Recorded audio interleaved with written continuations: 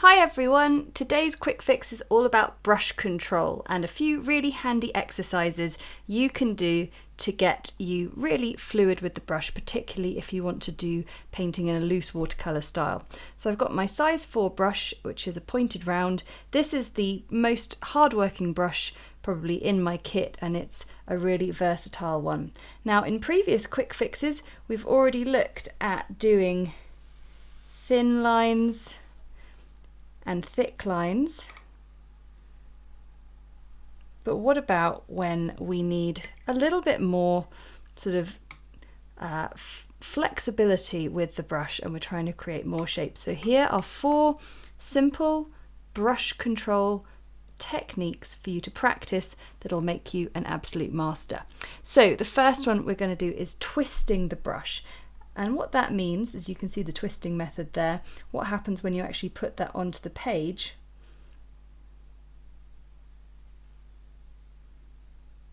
That looks a bit weird, doesn't it? But actually what happens is, if you really learn to get your brush twisting around, you can start to create some really beautiful shapes. And it's really good for painting in clouds and sky when you've got a looser wet page. So you see, just using it, twisting the brush around, it seems like a bit of a silly one to do, but honestly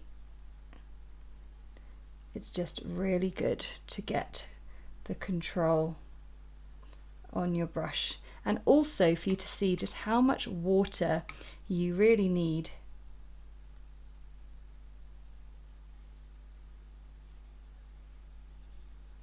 to get wonderful kind of loopy control. And it's just also really good for your wrist and your hand as well, to twist that brush and create these lovely little wiggles.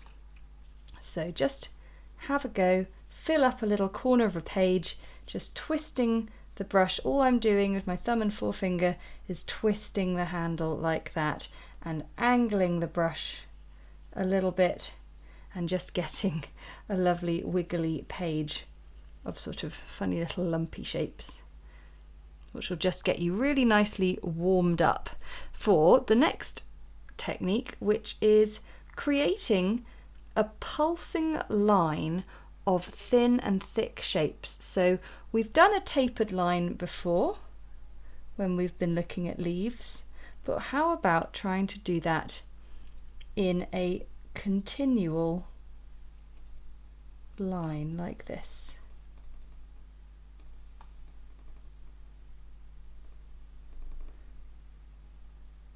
Because this will really encourage you to sit up straight, because I think a lot of us paint really hunched over with our noses about 6 inches from the page. And if you're having to actually hold your hand and your arm so that they're more hovering above the page and not pressed down and everyone's hunched over and angled in, and you've actually got to move your hand with the brush, it means that you have to sit up a bit more straight. And it's also really good practice for seeing just how versatile your brush's bristles can be, and seeing the tip and then the belly of the brush working really, really hard. So we'll just do one more of those, and then we'll look at the next brush control exercise.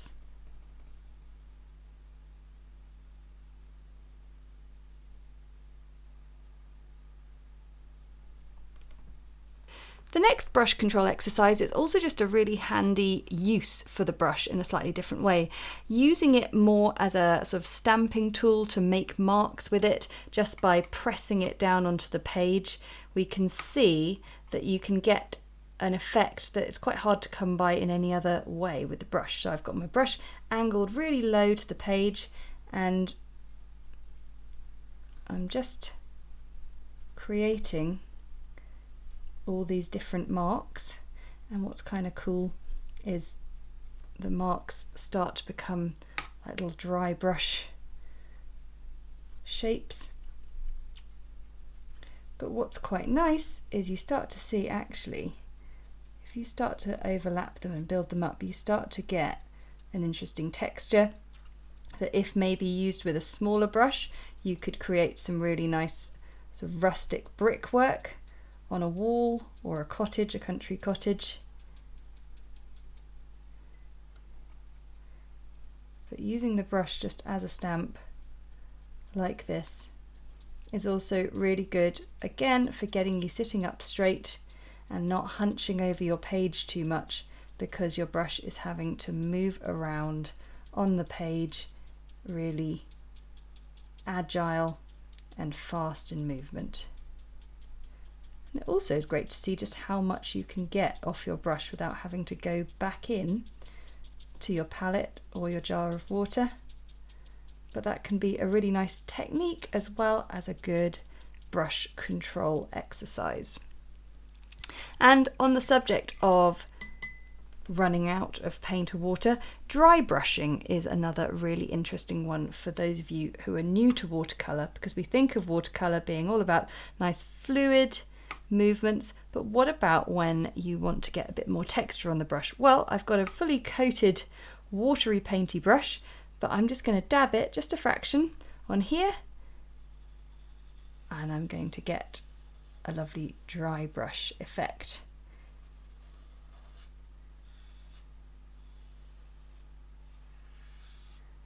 And this is a really, really handy tool, especially if you want to create something like textured tree bark, something like that. So one of the really good exercises with this is maybe start off with a fully loaded brush and then just see, actually, quite quickly you start dry brushing, and you can just keep going with it. Keep that brush angled low to the page. As you can see from the side, my brush is very low angled, so I'm making sure all of the bristles, the full length of the bristles, are touching the page, and I'm getting a really nice texture and that proper scrape. You can hear it, which is what we're after. So that is another really fantastic way of achieving a lovely texture on the page. So those are 4 ways to really limber up your fingers, your wrists, and most importantly your posture when you're painting, but also to get your brush control really nice and nimble and controlled for starting your painting. That was your quick fix. Thanks so much for watching.